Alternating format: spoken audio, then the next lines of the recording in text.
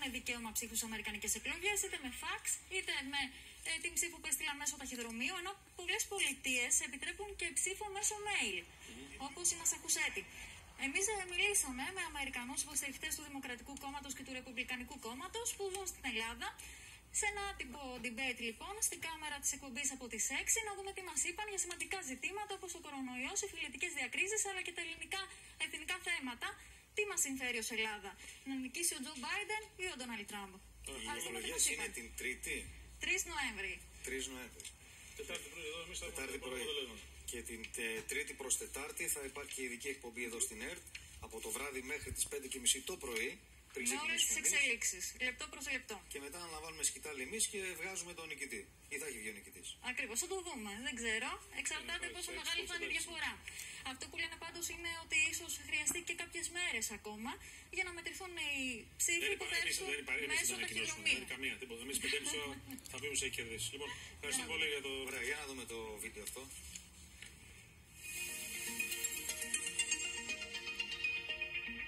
Οι Ηνωμένες Πολιτείες μετρούν πάνω από 200.000 νεκρούς. Ο Ντόναλντ Τραμπ φαίνεται ότι υποβάθμισε την πανδημία στα πρώτα της στάδια. Τι διαφορετικό θα είχε κάνει ο Τζο Μπάιντεν αν ήταν εκείνος πρόεδρος των Ηνωμένων Πολιτειών? Θεωρώ ότι ο Τραμπ συμπεριφέρθηκε ανεύθυνα με τη ρητορική του, να υποστηρίζει τους ανθρώπους που σε διάφορες πολιτείες δεν φορούσαν μάσκα και διαμαρτύρονται και διαδήλωναν, και έφτασε και ο ίδιος να κολλήσει γιατί βλέπω ότι δεν πήρε τα προστατευτικά μέτρα. Οι εκτιμήσεις, όπως έχουν επαναξιολογηθεί και από τον πρόεδρο Τραμπ αλλά και από ευρύτερα τον Λευκό Οίκο, είναι εντός των προβλέψεων για τα θύματα του κορονοϊού. Ο Τραμπ με την προσπάθειά του να δείξει ότι είμαστε ελεύθεροι, είμαστε Αμερικάνοι, κανείς δεν μας λέει τι να κάνουμε, και μάτσο, έτσι, εγώ είμαι μάτσο, δεν φοράω μάσκα, πέρασε ένα τέτοιο μήνυμα. Παρότι του κάνουν πάρα πολύ μεγάλο πόλεμο, νομίζω ότι το έχει χειριστεί πάρα πολύ καλά και η προπαγάνδα που γίνεται εναντίον του δεν ξέρω για ποιο λόγο.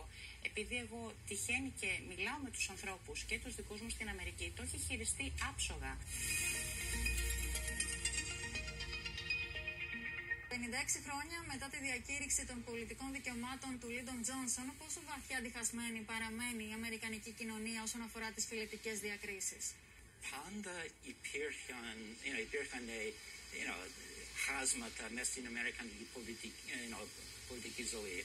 Αλλά στο παρελθόν είχαμε πίστη στο κράτος δικαίου.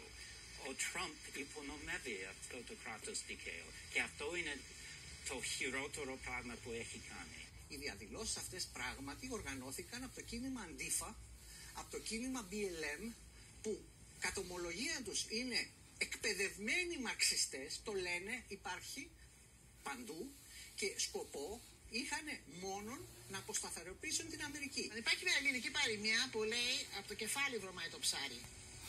Λοιπόν, στην Αμερική τώρα αυτό που έχει γίνει με τον Τραμπ, για κάποιο λόγο αυτός βγήκε, έδειξε και μιλάει σαν να είναι εντάξει να είσαι ρατσιστής, σαν να είναι εντάξει να δείχνεις περιφρόνηση σε πολλές ομάδες, και νομίζω αυτό έδωσε το ok σε κάποιους ανθρώπους που είχαν μια τέτοια τάση έτσι και αλλιώς να το δηλώσουν. Τα μέσα μαζικής ενημερώσεως και σε αυτό το πεδίο αναλαμβάνουν έναν πολύ σοβαρό και βρώμικο ρόλο, ο οποίος τους εκθέτει ανεπανόρθωτα. Η κοινή γνώμη τους έχει γυρίσει την πλάτη. Κανένας δεν πείθεται πλέον ότι ο πρόεδρος Τραμπ είναι ρατσιστής, φασίστας ή οτιδήποτε προσπαθούν να του προσάψουν. Τι θα σημαίνει η εκλογή του Τζο Μπάιντεν για τα εθνικά ζητήματα της Ελλάδας? Υπάρχουν πολλά παραδείγματα που ήταν κοντά και στην ελληνική κοινότητα και στους Αρμένιους, και θέματα της Κύπρου στο παρελθόν. Σίγουρα έχει καλύτερη κατανόηση των προβλημάτων που έχουμε στην περιοχή. Είναι πολύ φίλος της Ελλάδος και αν δεν ήταν, δεν θα ήμουν εγώ στο πλευρό του. Θεωρώ ότι είναι μακράν ο πιο καλός και ηγετικός άνθρωπος ώστε να βοηθήσει και τη δική μας τη χώρα. Ο Τραμπ μοιάζει πάρα πολύ με το Ερντογάν.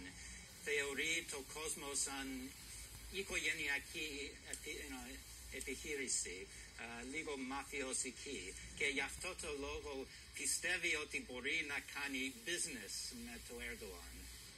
Αυτό που πρέπει να θέλουν οι Έλληνες είναι διεθνές σύστημα βασισμένο σε διεθνές δίκαιο. Και αυτό είναι κάτι που ο Biden θα κάνει. Εμείς οι Έλληνες ψηφίζουμε δαγκωτό Τραμπ και στην Ελλάδα και στην Αμερική.